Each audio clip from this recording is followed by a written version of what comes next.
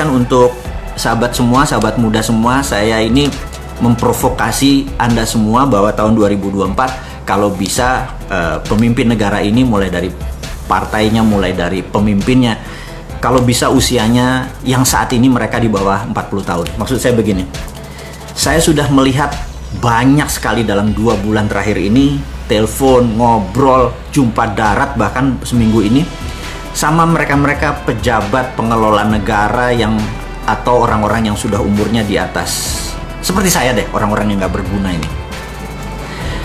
Saya kalau ngobrol sama mereka, mereka sudah butek dengan apa yang terjadi di Indonesia, di negara kita ini, karena mereka sudah semua jurus mereka sudah pakai. Maka jawaban saya adalah, udahlah mundur aja kalian. Anak-anak muda ini yang di bawah 40 tahun sekarang, yang milenial itu bisa ngelola negara lebih baik dari Anda semua. Itu kata saya dalam hati. Saya sampai bingung begitu mengatakan, mengelola negara itu kita harus melihat current account kita, harus melihat cadangan devisa kita. Saya dalam hati, itu ilmu lama itu mah gitu, udah nggak kepake gitu. Terus kita harus melihat inflasi. Saya bilang, inflasi, saya cuman mau membicarakan begini, inflasi ya, bicara inflasi. Kalau harga Innova 200 juta, tapi nggak ada yang bisa beli Innova, mending mana? Harga Innova 1 miliar, tapi semua orang bisa beli Innova. Anda jawab sendiri deh. Harga 1 miliar, tapi semua orang bisa beli Innova, atau harga 200 juta, tapi nggak ada yang bisa beli Innova. Pilih mana? Saya pilih yang pertama tadi, mendingan 1 miliar harganya mahal Innova, tapi semua orang bisa beli. Harga beras di Jepang itu 50.000 seliter, tapi semua orang bisa beli. Di Indonesia harganya 10.000, nggak semua orang bisa beli. Lalu apa inflasi gunanya gitu? Bagi kita kan perut kita kenyang, bener nggak? Hati kita enak, bernegara dan berkehidupan jadi santai gitu. Sekarang tegang semua. Kemudian kita tahu Menteri Keuangan kita ini kan jagonya fiskal, jagonya pajak. Di economic at war, kita tidak memerlukan pajak karena pada saat negara lagi perang, yang dibutuhkan adalah survival of the nation. Bagaimana negara ini supaya tetap hidup, survive itu kalau mikirin pajak dikenceng-kencengin terus, kita malah nggak bisa kerja. Pada saat ini harusnya, kalau pada saat economic at war, negara itu harusnya dikelola berdasarkan monetary. Jadi bukan fiskal, tapi pakai sistem moneter. Mau printing money kek, mau apapun itu, pakai kebijakan moneter. Jadi saya menyarankan Pak Presiden, boleh ya diganti kebijakannya, boleh tetap ibu yang sekarang, tapi kebijakannya pakai moneter, atau ganti orang baru. Itu saran saya loh ya, jangan ambil hati. Bu Menteri, maaf loh ya, ini kan pendapat pribadi, saya nobody kok. Jadi saya cuma mengingatkan bahwa di economic at war, kita harus menggunakan pendekatan moneter. Contoh nih ya, karena pendekatan moneter itu tujuannya adalah diproduksi. Kalau pendekatan pajak isinya nangkepin orang yang bekerja. Jadi pada saat economic at war, sekali lagi, gunakan kebijakan moneter, printing money untuk hal yang produktif. Nanti kita akan sampai sana. Kita mau mengingatkan dulu teman-teman yang muda ini, di mana Anda 4 tahun lagi adalah pengelola negara ini. Dan pada saat Anda mengelola, saya cuma ingatkan, pastikan tidak ada orang tua bersama Anda atau membantu Anda sebagai penasehat boleh, tapi jangan masuk ke struktur. Orang kayak saya buang aja, orang seumur saya atau di atas saya buang aja semua, gitu ya. Itu nasihat saya pertama. Kenapa? Karena Anda mengerti bagaimana mengelola negara ini. Jadi Anda lebih pas. Kenapa? Karena dunia saat ini terjadi resetting, terjadi decoupling. Decoupling adalah perubahan dari masa sekarang dengan masa depan. Jadi masa sekarang itu decoupling, masa depan itu beda sekali cara ngelolanya. Ini yang saya mau mengingatkan semua teman-teman di yang muda-muda, ambil jabatan politik, ambil struktur bernegara, dan ubah negara kita. Tapi sekali lagi, jangan ubah Pancasilanya, jangan ubah undang-undang dasarnya, jangan ubah apapun. Yang Anda rubah adalah how-nya, caranya. Dasar negara udah selesai, caranya, how-nya. Dan orang-orang tua yang saat ini udah bingung semua sebenarnya. Mereka udah nggak ngerti. Jadi sekali lagi, saya takut 4 tahun ke depan kita belangsak gitu ya. Nah, how the world work? Bagaimana cara dunia bekerja? Saya mau ingatkan bahwa dari dulu sejak tahun 44 pada saat diputuskan pemenangnya adalah pemenang dunia kedua adalah Amerika CS dan sekutu, mereka adalah negara pemenang perang, mereka yang mengatur dunia. Jadi bedakan tahun 45 ke belakang sama tahun 45 sampai sekarang. Tahun 45 sekarang itu yang mengatur adalah pemenang perang dunia kedua. Jadi siapa pemenang perang dunia kedua? Amerika dan sekutu. Dan mereka mengaturnya begini. Satu, currency-nya harus pakai dolar, gitu ya. Kedua, mendirikan IMF. Ketiga, mendirikan World Bank. Dan ingat, kantor IMF di mana? Di Washington DC. Kantor World Bank di mana? Di Washington DC. Artinya semuanya di bawah pinter Amerika. Saya mau lanjutin lagi. Kemudian IMF itu emang isinya semua negara. Jadi Indonesia saya lupa punya berapa persen, si Tiongkok punya berapa persen. Dan syarat resolusi di IMF untuk menerbitkan sebuah resolusi, misalnya kasih pinjaman ke Bank Indonesia, kasih pinjaman ke Malaysia, ke Singapura, harus disetujui secara resolusi. Dan resolusinya menarik, suara itu harus 75%. Jadi di bawah 75% resolusi itu tidak jalan. Dan sahabat semua, sekedar mengingatkan, suara Amerika tuh 26%. Jadi kalau seluruh dunia setuju, nilainya cuma 74%. Artinya kalau Amerika nggak setuju, resolusi itu tidak keluar. Jadi saya mau ulangi lagi, IMF siapa yang punya? Oke, udah pinter semua ya, Amerika. Jadi ya, sekedar mengingatkan supaya ingat. Jadi how the world, cara dunia bekerja udah paham ya. Dolar, IMF, kontrol money, kontrol currency, semuanya dolar, semuanya Amerika. Kemudian Amerika membagi negara Eropa dan Amerika sebagai negara produsen. Negara produsen harus ada sumbernya. Sumbernya adalah Eropa dari Afrika, itu bahan bakunya. Bahan bakunya Amerika ada di Amerika Latin, itu bahan bakunya untuk negara produsen. Negara Timur Tengah adalah negara energi. Dan negara sisanya, Tiongkok, India, ASEAN adalah market. Jadi harus diingat, negara produsen harus kaya, negara yang diambil bahan bakunya oleh sumber bahan baku ini harus miskin. Jadi Amerika Latin harus miskin. Lihat aja, penuh hutang itu yang namanya Argentina, Brazil, dan lain sebagainya itu perang terus, ada kartel, ada drug, ada segala macam. Dan Afrika juga perang terus. Ingat, karena dengan perang ini mereka bisa kontrol. Anda ingat ya, kurang ajar ya. Ini sekali lagi, ini semua by design. Jangan bilang ini karena ini wayai ngono. Enggak, ini by design. Jadi lalu negara market itu tidak boleh miskin, tapi tidak boleh kaya. Jadi kita di trap di tengah. Jadi saat ini Indonesia misalnya negara upper middle, jadi kita dapat $4.000 kira-kira. Dan Indonesia sampai sekitar 10 tahun lagi. Ingat, Cina udah di Indonesia udah berapa? 4-5 tahun terakhir ini kan Cina masuk. Apakah GDP Indonesia naik? Dari 3.800 terus naik jadi 7.000? Nggak mungkin. Gitu ya. Terus Indonesia di bawah Amerika bakal naik nggak dari 4.000 terus ke 7.000? Nggak mungkin. Indonesia kan segini-segini aja naik 5-6%, 2-3%, kayak gitu aja terus. Karena kita adalah market, India adalah market, Tiongkok adalah market gitu ya.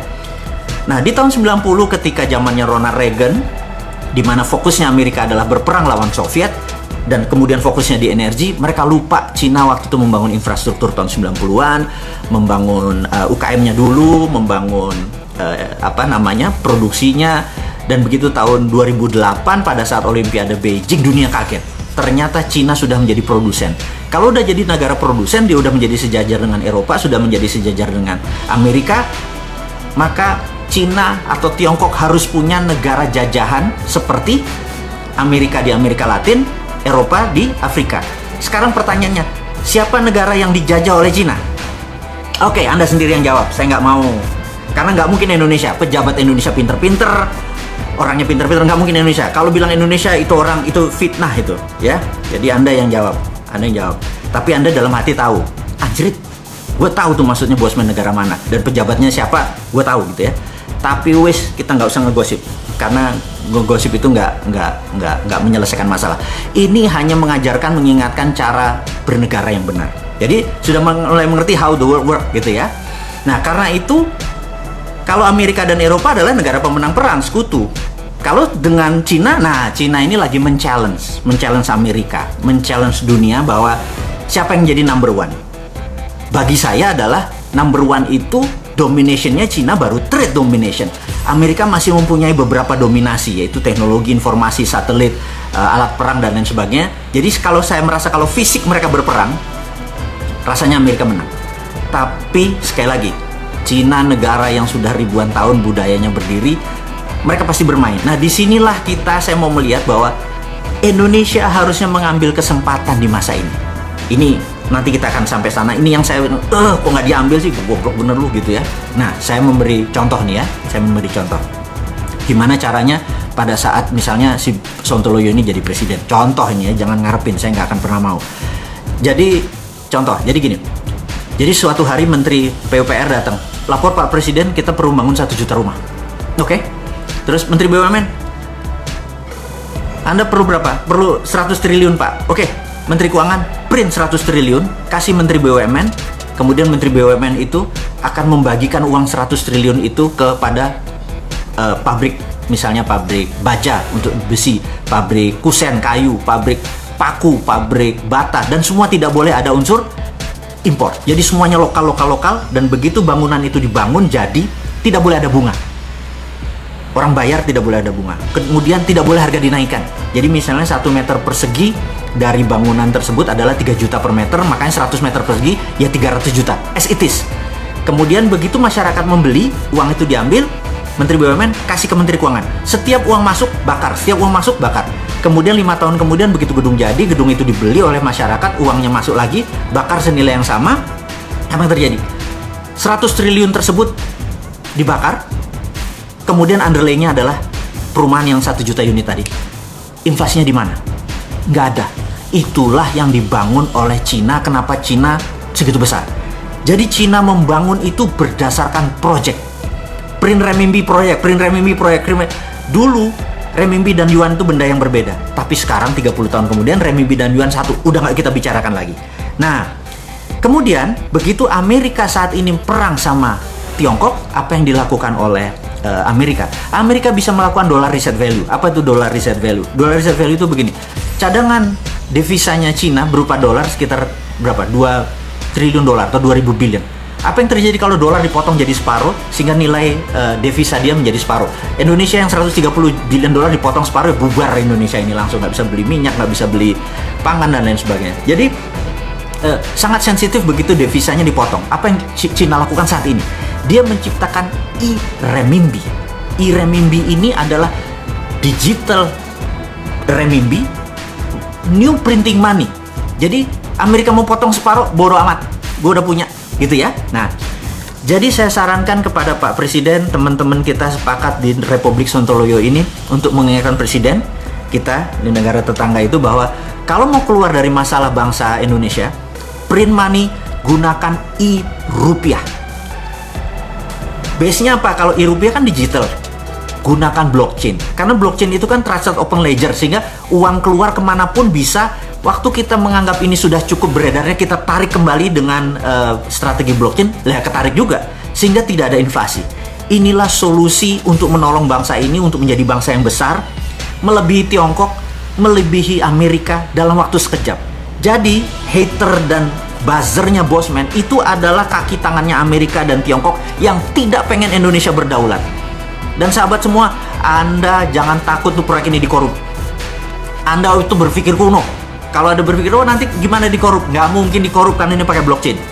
Dan nggak mungkin dikorup karena ini ada underlaying-nya. Sekali lagi, sahabat semua, lupakan cara berpikir lama. Lupakan inflasi, lupakan itu namanya dikorup segala macam. Ini blockchain.